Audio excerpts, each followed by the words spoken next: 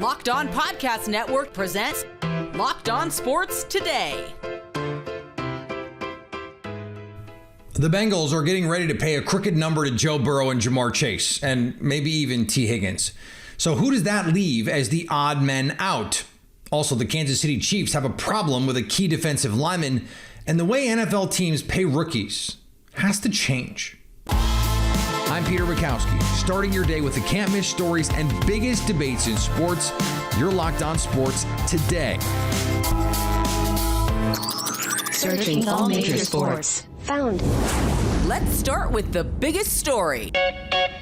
We have some good players that need to be fed, and that's a challenge. It's mathematical. You get a bag of corn and you have 10 hogs. Well, how are you going to put that out to them? The bag's going to be gone, empty. And some of them aren't going to get it. Well, that's too bad. And that's pretty much how this system works. That was Bengals president Mike Brown explaining, as only he can, that the Bengals have some star players that are going to need to get paid. And as a result, there's going to be some difficult decisions that need to be made perhaps further down this Cincinnati roster. Joining me now from Locked On Bengals, Jake Lisco. And Jake, as we sit here, it's hard to project what this team is going to look like in a year, 2 years, 3 years. That's just the nature of professional sports. But if you were looking down the pipe and going, okay, this is Mike Brown saying not everyone's going to get the money. Who are the players that Cincinnati might not be able to keep because they have to pay Joe Burrow, JaMarr Chase, T. Higgins?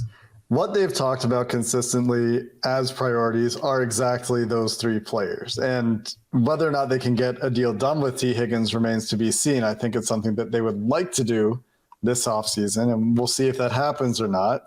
The next guy would be Logan Wilson, who has an expiring rookie contract, who's another guy I think they would like to keep around. But if they can't get one or both of those deals done, then do they turn to some of those veterans on the defensive side of the ball? And I think that this is perhaps what Mike Brown is talking about, where Chidobe Awuzie coming off the ACL, but and technically on the PUP list right now, should be good to go relatively soon. He's on the last year of his deal. The very valuable to this defense nose tackle DJ Reader is on the last year of his deal. Those guys, I think, could be who he is referring to in some way, shape, or form. Joe Mixon redid his deal. He still has what effectively is a team option next year if the Bengals choose to move on from Joe Mixon. There's a question there, depending on other cap considerations. So there are a number of questions. What people would jump to would be those rookie contracts that are expiring, though, the T. Higgins example being the most prominent of those. And I do think that there's a question there, but I don't think that there's anything new here, right? This is the same thing that Mike Brown has said when asked about this in the past. And we know how Duke Tobin feels about T. Higgins. We all heard him emphatically make that statement at the Combine. So I do think both of those players are priorities for the Bengals, along with JaMarr Chase in the future. But as you said, Peter, the salary cap is finite, especially the way the Bengals do things. So something will have to give.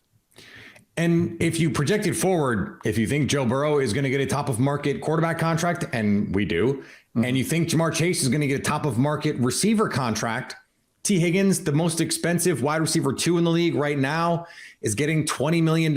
If you give him $20 million, let's say JaMarr Chase gets 30 and Joe Burrow gets 50, that's half your cap right there. So that raises a question about how do you build a team then when you have 3 guys eating half your cap, understanding that it's not always going to be those full numbers every year, and there's things that we can do to massage that. How do you work around that?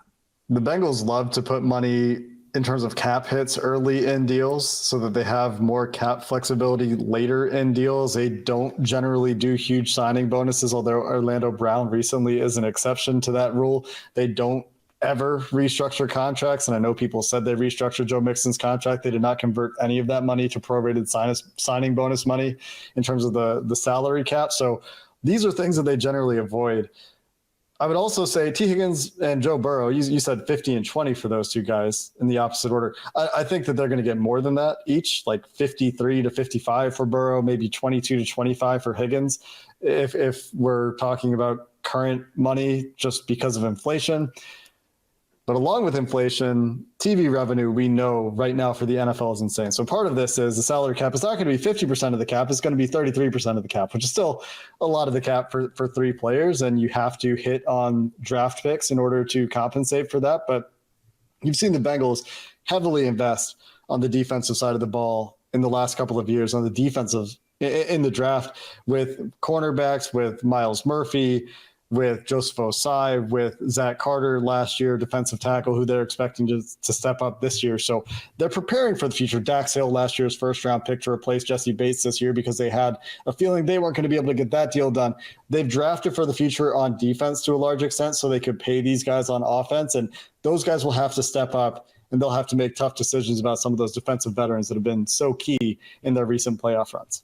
Yeah, $224.8 million salary cap this season. If it keeps going up, those numbers get less and less expensive as those contracts go on, precisely because of what the point that you're making. If the cap goes up, the percentage that those guys eat up also goes down, which makes it easier to do other things on the margins. Jake, appreciate the time. Thanks, Peter. Stay up to date all year on the Cincinnati Bengals by subscribing to Locked On Sports today and Locked On Bengals on your favorite podcast app and on YouTube. Thanks for making Locked On Sports today your first listen. Coming up, the Chiefs have a puzzle they must solve with a key defensive player. Before we get to that, another NFL player is facing suspension for gambling. Take your first swing at betting Major League Baseball at FanDuel and get 10 times your first bet amount in bonus bets up to $200. That's right, just bet $20 and you'll land $200 back in bonus bets, win or lose. That's 200 smackaroos you can spend betting everything from the money line to the point total to who's going to hit the first home run. The Rays, heavily favored to beat the Marlins tonight. FanDuel has Tampa minus 210 on the money line to beat Miami. Of course, you can also combine multiple prop bets in a single game for a bigger payout with FanDuel's same-game parlays. All on an app that's safe, secure, and super easy to use. Plus, when you win, you get paid instantly. There's no better place to bet on Major League Baseball than FanDuel, America's #1 sportsbook. So sign up today and visit FanDuel.com/lockedon to get up to $200 in bonus bets. That's FanDuel.com/lockedon. FanDuel, official partner of Major League Baseball. Another NFL player gambled and lost. Broncos defensive end Ioma Uwazurike has been indefinitely suspended for gambling on NFL games. The Broncos' fourth-round pick in 2022 allegedly bet on NFL games throughout his rookie season. He cannot apply for reinstatement until 2024. He played 165 snaps last season and was looking for a larger role during training camp. Uwazurike is now the 10th player to receive a suspension for violating the NFL's gambling policy. The Las Vegas Raiders are adding Marcus Peters to their defensive backfield. Reports have the contract as a one-year deal. Peters missed all the 2021 year with a torn ACL. And speaking of one, he only had one interception last season. But his 32 career picks are 26 more than the other Vegas corners combined. The Raiders have been dead last in interceptions the last two seasons. On the diamond, the Astros and Rangers got together for a Texas-sized baseball game. I don't know if you know this, but Aroldis Chapman loves pitching Minute Maid Park. Chas McCormick earlier in the game almost hit a grand slam in the first inning, but he was waiting for Aroldis Chapman to come up to pitch, and what does he do? He absolutely crushes him, doing his best Jose Altuve impression, hits a 3-run bomb, 6 RBIs in this game for Chas McCormick. The Chaz Chomp keeps chomping away, and Yainer Diaz, the sensational rookie catcher that was playing DH, was 0 for 3 until his last at bat in the 9th inning. He walks it off with a slap single to right field, and Kyle Tucker puts on the speed and scores from second. The Astros win 10-9, a phenomenal win where the Astros had the lead, they lost it, and they got it back, just like the last time they met. The Astros are one game closer to the AL West Division title. Stay tuned to Locked On Astros. We're your team every day. Go Stros. And the Phillies lost a heartbreaker to the Orioles. This Orioles team, I mean, they just continue to find a way to win. No Adley Rutschman getting the day off. Felix Bautista, your all-star closer, not available. Yenye Cano, your all-star setup man, not available. Bullpen already kind of in shambles, having to hold a one-run lead. And what do? They still win the game. Colton Cowser was hitting 100. Gets his first big hit as an Oriole, the RBI double to give him the lead in the top of the ninth. And then who would have thought Cianel Perez? Listen, it wasn't pretty, but he locked down the save in the ninth, just his second career save. Dean Kramer was awesome with 7 strong innings. Shout out to Jordan Westberg, who got his first career homer early in this game. Ryan Mountcastle with a long ball.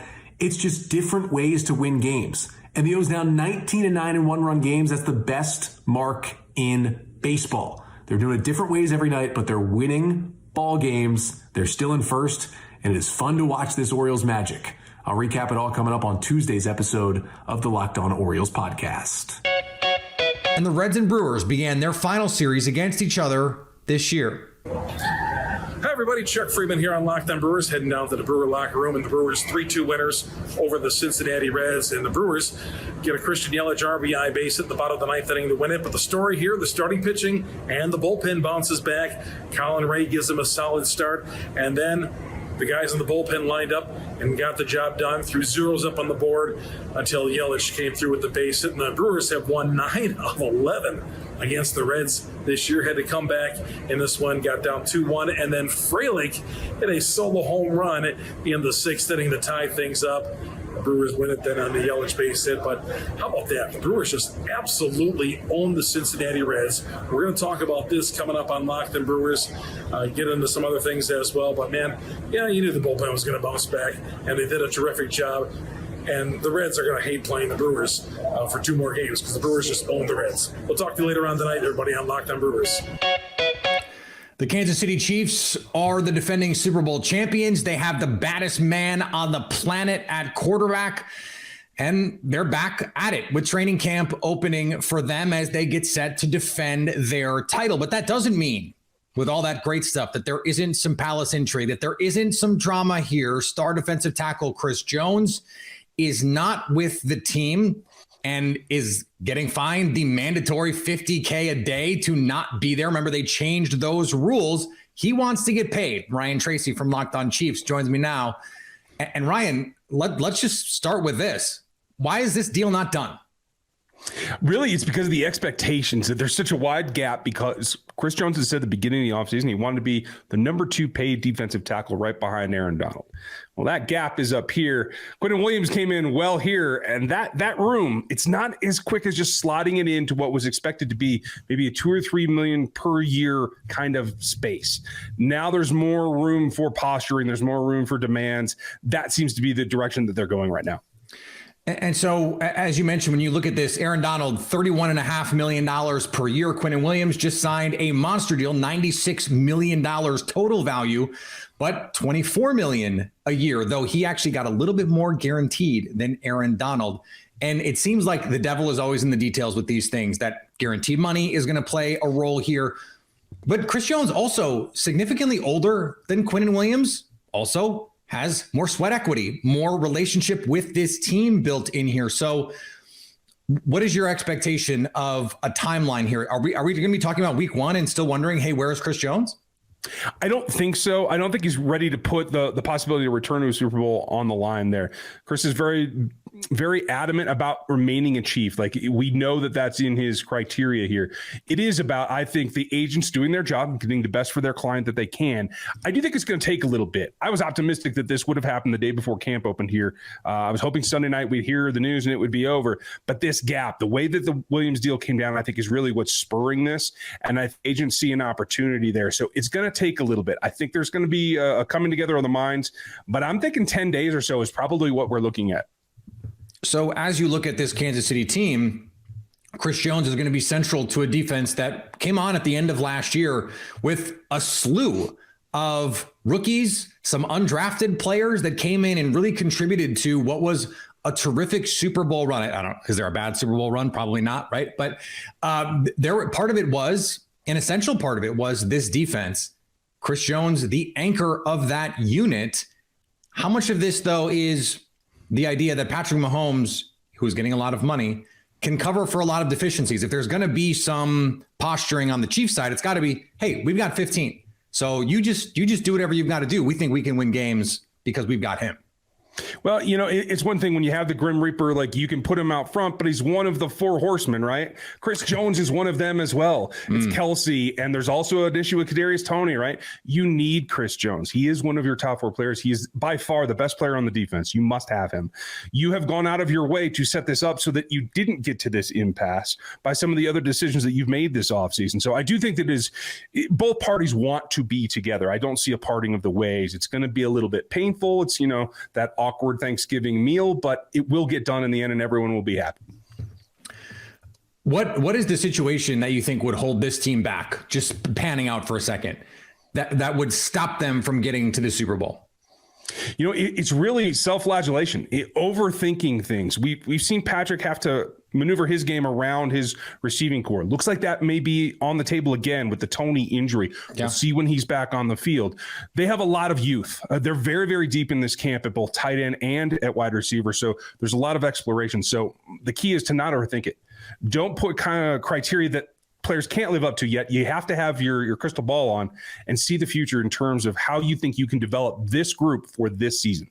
Stay up to date all year on the Kansas City Chiefs by subscribing to Locked On Sports today and Locked On Chiefs on your favorite podcast app and on YouTube. Coming up, the NFL needs to change how it pays rookies. Running back discourse has dominated the NFL landscape over the last week or so. The only way to fix this that I can see is to change the way rookies get paid, not just running backs, but everyone. I explained how on Locked On Packers. The problem isn't that running backs aren't valuable, even though they aren't as valuable as other positions. It's that the other valuable positions are able to cash in, whereas the NFL has already wrung out all of the value on contracts that are already artificially suppressed. And that's the problem. We aren't going to do away with the draft or rookie scale deals. In fact, it was NFL players who were the loudest voices pushing back against guys walking into the league having proved nothing and getting top of market money. The teams were happy to oblige because enough teams got screwed paying players who stunk a lot of money to stink. If teams can still sign rookies to their below market deals, which is what they are, if Bryce Young got to sign on any team in the NFL in April, he'd get more than 4 years, $38 million. Ironically, he'd probably get around the same as guys like Matthew Stafford got before everyone agreed to change those rookie contracts. If teams still get to keep doing those kinds of cheap rookie deals and the players can't find a way to remove the franchise tag, then I see 2 options. The first is running backs split off and form a special bargaining unit. Not unlike what's going on in Hollywood right now, by the way, where their actors, directors, and writers all have different guilds working to represent them. It would feel a little like star actors and character actors having different unions, but maybe they should. And before you say that's too crazy, a group of backs reportedly met over the weekend on Zoom to talk about the potential fixes. If they're already corresponding, then communicating and working together is the obvious next step. Now, it still feels unlikely, or at least far away, and it's hard to imagine that if they did split, it wouldn't create a cascade of other positions doing the same before we ultimately arrive at a place where the entire players' union is split into factions, the owners crush them behind their unified front, and they wind up with a far worse deal than the one they started with. I'm not rooting for that outcome, but let's face it, that is the most likely outcome of that scenario. The second would be to expand the incentives for performance and change the way rookie contracts work. The league already started doing this, by the way. They created player performance incentives based on your draft status.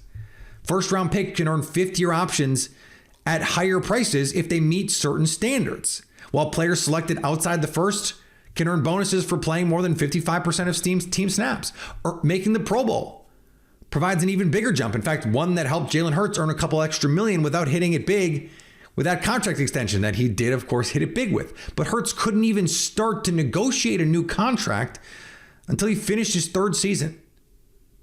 For Hurts, that made some sense. He hadn't proven he was the franchise quarterback until as recently as like Halloween of last year. Even the early Eagles run left people dubious, myself included. But now he earned that money. But like, why shouldn't Justin Herbert get to go to the Chargers after a spectacular rookie season and pull a John Malkovich? Pay that man his money. Pat Mahomes really should have to wait an extra year to get a new deal after throwing 50 TDs and being the league MVP in the greatest first season as a starting quarterback since Dan Marino? Doing it the new way, the way I'm proposing, would allow running backs who provide their value to teams on their fake cheap deals to get what they're worth, either through even bigger performance incentives and or through an earlier window to negotiate an extension. And finally, Saudi Arabian soccer team Al Hilal offered Kylian Mbappe $774 million to come play for them. Including all of the transfer fees and everything, we're talking about a cool $1 billion in cost for Mbappe. But the French megastar has opted to sit out the games rather than move to Saudi Arabia. Milwaukee Bucks megastar Giannis Antetokounmpo took to Instagram to say that he looks like Mbappe and would be happy to join Al Hilal for that sum of money. It's like Justin Timberlake said, $1 million isn't cool. You know what's cool? $1 billion. Thanks for making Locked On Sports today your first listen. Now go find your favorite team's Locked On podcast and make them your second listen. Coming up tomorrow, who could be the biggest player traded at the Major League Baseball deadline? So at least until tomorrow, stay Locked On Sports today. Locked On Podcast Network presents Locked On Sports Today. For more episodes of Locked On Sports Today, go to our video on demand. Click on Sports at the top of your screen. There, you'll find past episodes of Locked On Sports Today, plus other Locked On shows on demand.